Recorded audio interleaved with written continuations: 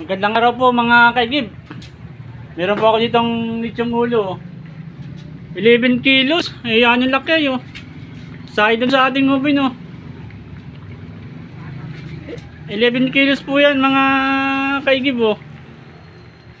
Ay nahirapan akong hanguin at masyadong laki eh. Ay mamaya ko na siyakan. Hahanguin pagluto na oh. Hindi ko tuloy mapihit maigi at sumasahay dun sa ating oven no, mga kaigib. First time ko lang po magluto ngayon ng kalaki, 11 kilos.